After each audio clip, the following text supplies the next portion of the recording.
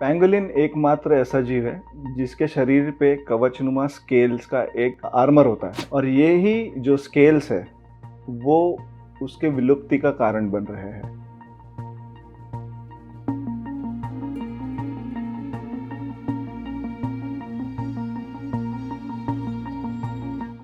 Global scale पे बहुत सारे पैंगोलिन मारे जाते हैं क्योंकि इनके जो स्केल्स होते हैं वो ट्रेडिशनल चाइनीज़ मेडिसिन में उसका इस्तेमाल किया जाता है। दुनिया में अगर देखा जाए तो पैंगोलिन की 8 स्पीशीज़ मिलती है। 4 अफ्रीका में हैं, 4 एशिया में पाए जाते हैं। उसमें से 2 स्पीशीज़ इंडिया में पाई जाती है। एक है चाइनीज़ पैंगोलिन और एक है इंडियन पैंगोलिन, जिसमें से इंडियन पैंगोलिन शेड्यूल 1 है। वो एक एंडेंजर्ड स्पीशीज़ है IUCN के रेड लिस्ट के मुताबिक। पैंगोलिन की काफ़ी तस्करी होती है क्योंकि इनका मांस भी खाया जाता है साउथ ईस्ट एशियन कंट्रीज़ में। पैंगोलिन ये बहुत ही यूनिक जानवर है क्योंकि ये सिर्फ चींटियाँ और दीमक खाते हैं। इनके दांत नहीं होते, ये बाकी और कुछ भी नहीं खाते। ये सिर्फ रात को निकलते हैं।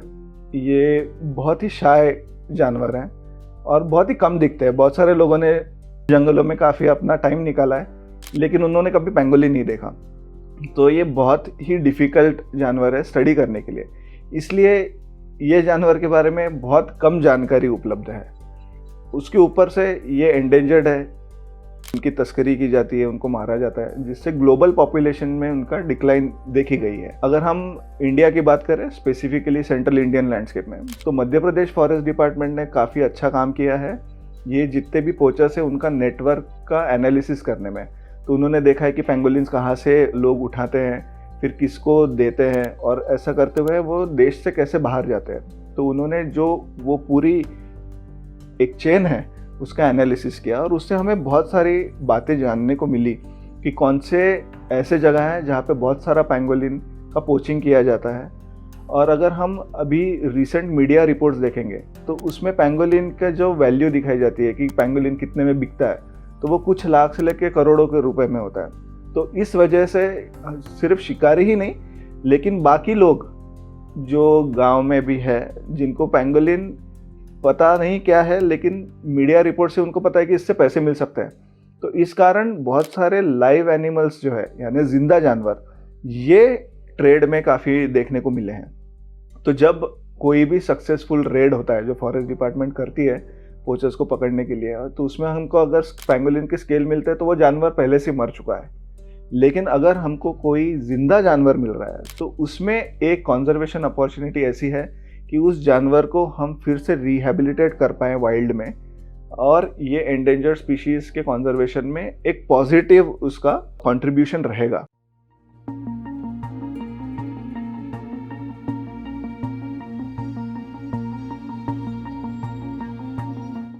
मध्य प्रदेश फॉरेस्ट डिपार्टमेंट और वाइल्ड लाइफ कंजर्वेशन ट्रस्ट ने जॉइंटली एक प्रोजेक्ट शुरू किया 2019 में, जिसका उद्देश्य यही था कि ये जानवर के बारे में जो इकोलॉजी है उसको समझ में आए और जो कॉन्फिस्केटेड इंडिविजुअल्स आ रहे हैं उनका सक्सेसफुल रिहेबिलिटेशन कैसा किया जाए उसका एक प्लान बनाया जाए।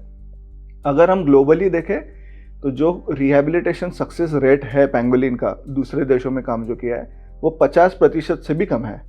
तो 50% से ज़्यादा जो जानवर है वो मर जाते हैं, और इसका कारण यही है कि जो रिलीज साइट है जहाँ पे जो जानवर छोड़ना है वो जो साइट सिलेक्शन है वो प्रॉपर नहीं हो पाता है। और वो प्रॉपर नहीं हो पाता क्योंकि वो जानवर कहाँ से उठाया गया है शिकारी ने उसका इन्फॉर्मेशन अवेलेबल ही नहीं होता है, क्योंकि ये पैंगोलिन एक इंसान से दूसरे इंसान के हाथ में दिया जाता है और ऐसे ही वो आगे बढ़ता है। तो कौन से स्टेज पे वो पैंगोलिन फॉरेस्ट डिपार्टमेंट सीज करता है उस पर डिपेंड करता है कि हमें पता चलेगा कि वो पैंगोलिन कहाँ से आया या नहीं आया।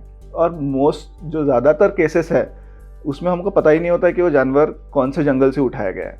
तो ये बहुत चैलेंजिंग एक टास्क बन जाता है कि ये जानवर को रिहेबिलिटेट किया जाए, जिसके इकोलॉजी के बारे में बहुत कम जानकारी हमें है। तो इसी बात से हमने पहले शुरू किया कि पैंगोलिन मिलता कहाँ पर है और उनकी एक्टिविटीज़ कौन सी जगह पे है। तो जैसे कि मैंने पहले बताया आपको कि ये बहुत ही शाय जानवर है, सिर्फ रात को बाहर निकलता है, तो इसलिए हमने खोजी कुत्तों का उपयोग किया। तो ये डिटेक्शन डॉग्स होते हैं जो एक पर्टिकुलर जो स्पीशीज़ है उसके सेंट के ऊपर ट्रेन किया जाता है उनको।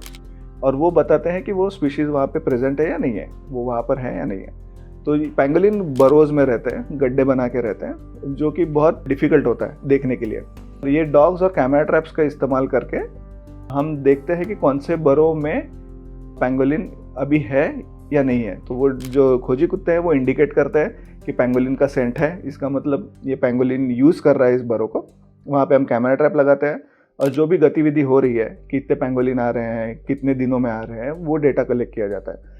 इसका महत्व ये है कि जो रिलीज साइट है, जो हमको सिलेक्ट करना है कि जो ट्रेड में से पेंगोलिन आ रहा है जिसको रिवाइल्ड करना है हमें, तो उसका साइट सिलेक्शन के लिए ये जो डेटा है उसका इस्तेमाल किया जाता है। कोई भी रिहैबिलिटेशन प्रोग्राम में सबसे इम्पोर्टेंट चीज़ ये होती है कि रिहैबिलिटेट करने के बाद उसका मॉनिटरिंग करना। तो ये एक पहला प्रयोग है जिसमें पेंगोलिन को रेडियो टैग लगाया जाता है और उसके बाद उसको रिलीज़ करने के बाद उसका कंटिन्यूस मॉनिटरिंग किया जाता है, ताकि हमें पता चले कि उस जानवर के साथ क्या हो रहा है, उसको वेटरनरी हेल्प चाहिए या नहीं चाहिए। क्योंकि जब पेंगोलिन एक ऐसा जानवर है जिसके बारे में इतना कम इंफॉर्मेशन अवेलेबल है कि बहुत लोगों को पता ही नहीं कि ये सिर्फ चींटी और दीमक खाता है, इसलिए उसको चींटीखोर भी कहते हैं। इसलिए जो पेंगोलिन आते हैं रिहैबिलिटेशन के लिए तो वो सीवियरली डिहाइड्रेटेड होते हैं, वो भूखे होते हैं क्योंकि उनको खाने को कुछ नहीं मिलता है। तो जो वेटरनरियन डॉक्टर्स होते हैं टाइगर रिजर्व्स के, मध्य प्रदेश फॉरेस्ट डिपार्टमेंट के और हमारे वेटरनरियंस, तो वो चिकित्सा करते हैं इन पेंगोलिन्स के ऊपर, और एक बार वो रिलीज़ के लिए फिट हो तो उसके ऊपर रेडियो टैग लगा के उनको रिलीज़ किया जाता है। पोस्ट रिलीज़ मॉनिटरिंग में हम देखते हैं कि वो पेंगोलिन कितना दूर जा रहा है, कितना रेगुलरली एक्टिव है, कौन सा एरिया प्रीफर कर रहा है, और ये इन्फॉर्मेशन से हमें पता चलता है कि वो एनिमल सेटल हो रहा है या अभी भी मूव कर रहा है। तो ये बहुत इम्पोर्टेंट इन्फॉर्मेशन है। कोई भी नए जानवर को जब हम नए जगह पे छोड़ते हैं तो वो सेटल जब तक नहीं होता है तब तक उनका मॉनिटरिंग किया जाता है। ये जो भी प्रोग्राम होता है उसका सक्सेस अगर हमको देखना है कि वो जानवर सही में सेटल हुआ है नहीं है, तो उसका सबसे अच्छा उदाहरण है कि वो जानवर वाइल्ड में ब्रीड करे। और सौभाग्य से हमारे जितने भी पेंगोलिन हैं अभी हमने जो रिलीज़ किए हैं मध्य प्रदेश फॉरेस्ट डिपार्टमेंट के साथ, वो सेटल हुए हैं और उसमें से बहुत सारे जो मादाएं हैं उन्होंने अभी बच्चे भी दिए हैं। तो ये एक बहुत पॉजिटिव इम्पैक्ट है ये इंडेंजर्ड स्पीशीज़ के कंजर्वेशन के लिए। दूसरी बात, ये अभी हम 2 जगह पे कर रहे हैं, सतपुड़ा टाइगर रिजर्व में कर रहे हैं और पेंच टाइगर रिजर्व में कर रहे हैं, लेकिन पेंगोलिन बहुत अलग अलग जगह से भी आते हैं। तो आइडियल तो वो हो कि जहाँ से वो पेंगोलिन आ रहा है उसी के पास वाले जगह पे हम छोड़ा जा सके। इसलिए अभी हमने नए मेथडोलॉजीज डेवलप किए हैं जिसमें detection dogs plus camera trapping करके हम कॉरिडोर्स का सर्वे कर रहे हैं टू मैप कि कहाँ कहाँ पर पेंगोलिन का प्रेजेंस है और कौन सी अच्छी जगह हो सकती है जहाँ पे पेंगोलिन का रीवाइल्डिंग किया जा सकता है। तो ये एक एक्टिविटी है जो अभी चल रही है और मध्य प्रदेश फॉरेस्ट डिपार्टमेंट और wild life conservation trust committed है जो एक यूनिक स्पीशीज़ है जो एंडेंजर्ड है उसके कंजर्वेशन के लिए।